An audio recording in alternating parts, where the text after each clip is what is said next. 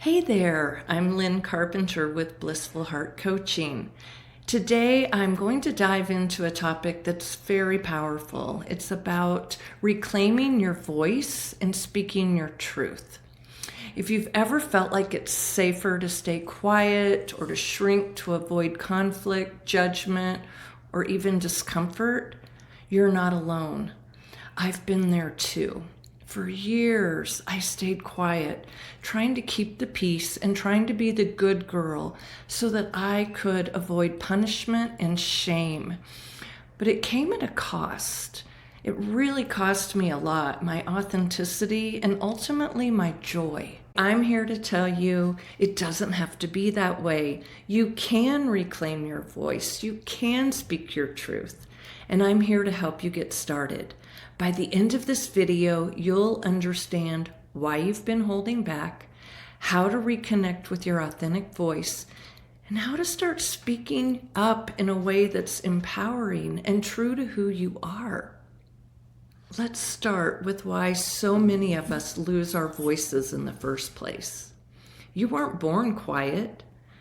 Think about a baby. Babies cry when they need something. Toddlers boldly declare no. They don't hold back. But somewhere along the way, society, family, or other experiences taught you to shrink. One of my dear friends lost her mother to cancer when she was 5 years old. Of course, she was devastated and grieving. And at the funeral, the priest told her, "Smile, your mommy's in heaven." Wow, at 5 years old, she was taught her feelings, her emotions aren't valid. I was taught not to think too much. Whenever I questioned anything that was taught to me, I remember asking my mom, "How did Moses part the Red Sea?" You know what her response was? "You think too much." Sound familiar? These kinds of messages are everywhere. They teach us to avoid conflict, to keep the peace, and to prioritize others' comfort over our own truth. And then there's the fear. Fear of conflict, fear of being labeled too much or difficult, fear of upsetting someone we care about. Staying quiet feels safer, but let's be real. It comes at a cost. When we silence ourselves, we lose connection to who we really are. We start living for others instead of living for ourselves. I want you to take a moment to reflect. Think about a time when you wanted to speak up but didn't. Was it fear? Was it a belief that your voice didn't matter? Hold on to that thought because we're going to work through it. So how do you start reclaiming your voice? It begins with reconnecting with your truth. What do you want? What do you believe? This is about peeling back all of the layers of what others expect from you and rediscovering your authentic self. So you may want to pause this video and go grab your journal, because I'd really love for you to take a few minutes to journal and reflect on the question, what would I do or say if I weren't afraid of others' judgment? Let yourself go. Don't filter yourself. Just really get honest about your truth.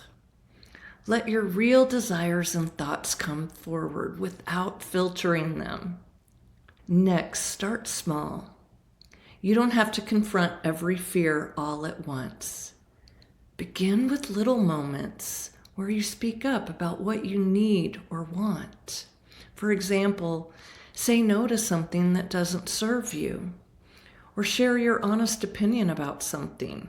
Maybe something as simple as what you really would like to have for dinner. And while you're doing this, practice self-compassion. Reclaiming your voice might feel uncomfortable at first, and that's okay. You're unlearning years, maybe even decades of staying quiet. So be patient with yourself. Now let's talk about speaking your truth, even when fear creeps in. Fear often whispers things like, what if they don't like what I have to say? Or what if it creates conflict? Remember, speaking your truth isn't about pleasing others. It's about honoring yourself. When fear shows up, try this mindset shift. Instead of asking, what if they don't like it? Ask yourself, what if speaking my truth brings me closer to the life and relationships that I truly want? And here's a tool you can use right away. Start with I statements. For example, say, I feel or I need. This keeps the focus on your experience and feels less confrontational. Another tip, take a deep breath and ground yourself in the moment before you speak. You might be surprised at how this simple act of pausing and taking a breath helps you gain clarity and confidence. Speaking your truth doesn't mean you have to dive into the deep end right away. Start small. Start in spaces where you feel safe, maybe with a close, trusted friend, a coach, or even your journal. Over time, you'll notice your voice getting stronger, like a muscle you've been training. Each time you speak up, no matter how small, you're building confidence and resilience. Here's a question for you. What's one small truth you can speak today? Maybe it's setting a boundary. Maybe it's sharing how you feel. Whatever it is that you choose, make it something that feels doable and take that step. Your voice matters, your truth matters, and the world needs to hear it. Start today. Speak one truth, even if it feels small. Every time you do, you're reclaiming your power, your authenticity, and your connection to yourself. If this resonated with you, leave a comment below about one area where you want to start reclaiming your voice. Let's support each other on this journey. And if you haven't already, make sure to subscribe for more videos like this. Together, we'll keep uncovering the real, authentic you. You've got this. I'm cheering you on. I'll see you in the next video.